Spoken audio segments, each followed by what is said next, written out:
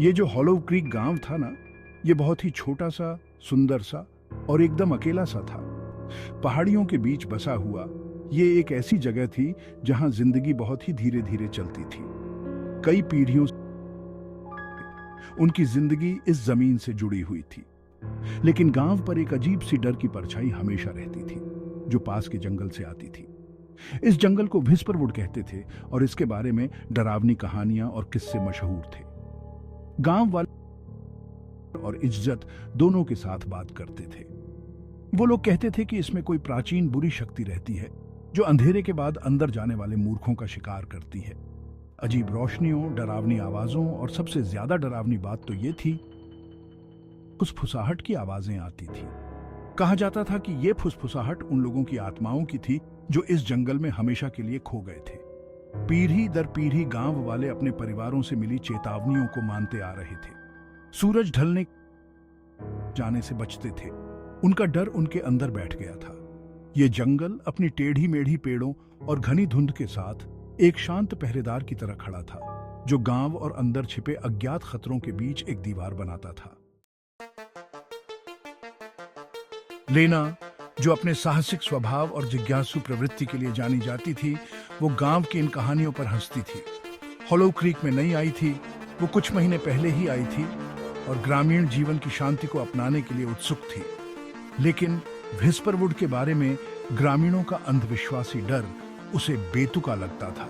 बच्चों को डराने के लिए बनाई गई कहानियों से ज्यादा कुछ नहीं। लेना को अपने तर्क पर गर्व था और वो उन बातों पर विश्वास करने से इनकार करती थी जिन्हें वो अंधविश्वास मानती थी। वो कहती थी कि ये कहानियां कुछ नहीं, बस ज्यादा सोचने वाले दिमाग की उपज है, जिन्हें पीढ़ियों से चले आ रहे डर ने हवा दी है।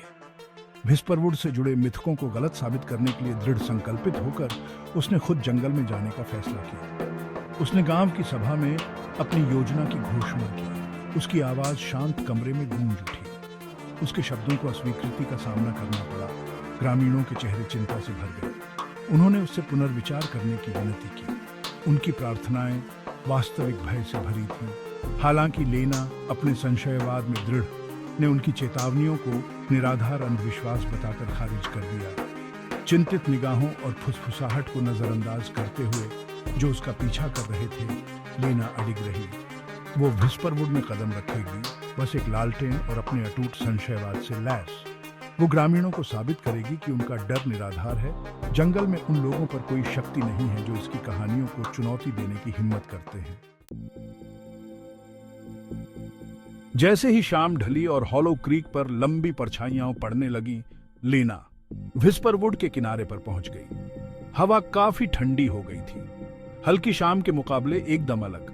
सफेद और घना कोहरा छा गया था, जिसने जंगल के फर्श को एक भयानक सन्नाटे में ढंक दिया था। एक गहरी सांस लेते हुए लेना ने खुद को संभाला और आगे बढ़ गई। गांव वालों की फुसफुसाहट उसके पीछे बढ़ते अंधेरे में कहीं खो गई। जंगल ने उसका स्वागत एक भारी सन्नाटे से किया, जो बस उसके पैरों के नीचे सूखे पत्तों की आवाज से टूट रहा था। ऊंचे ऊंचे पेड़, जिनकी शाखाएं कंकाल की उंगलियों की तरह टेढ़ी मेढ़ी और मुड़ी हुई थीं, आसमान की ओर फैली हुई थी और सूरज की आखिरी किरणों को भी रोक रही थी। सड़ते हुए पत्तों के नीचे मुश्किल से दिखाई देने वाला रास्ता जंगल की गहराई में जाता हुआ। जैसे जैसे लेना व्हिस्परवुड में आगे बढ़ती गई, उसके मन में बेचैनी घर करने लगी। हवा में नमी बढ़ गई थी और गीली मिट्टी और सड़ती हुई वनस्पतियों की गंध उसकी नाक में भर गई। जितना ज्यादा वो चलती गई, कोहरा उतना ही घना होता गया। उसके पैरों के चारों ओर जीवित लताओं की तरह घूमता हुआ उसकी दृष्टि को धुंधला करता हुआ। जैसे ही लेना आगे बढ़ी, उसे फुसफुसाहट सुनाई देने लगी। ये बहुत धीमी शुरुआत हुई। हवा में दूर से आती हुई गुनगुनाहट पत्तों की सरसराहट के ऊपर मुश्किल से सुनाई दे रही थी। पहले तो उसने उन्हें अपनी कल्पना का खेल समझा, जंगल के भारी माहौल और सुझाव का नतीजा। उसने अपनी गति तेज कर दी। उसके जूते जमीन पर आवाज कर रहे थे। फुसफुसाहट तेज होती गई और जोर से, ऐसा लग रहा था जैसे वो कोहरे से ही आ रही हो। वो उसके चारों ओर घूम रही थी, ठंडी और अजीब, उसका नाम पुकार रही थी।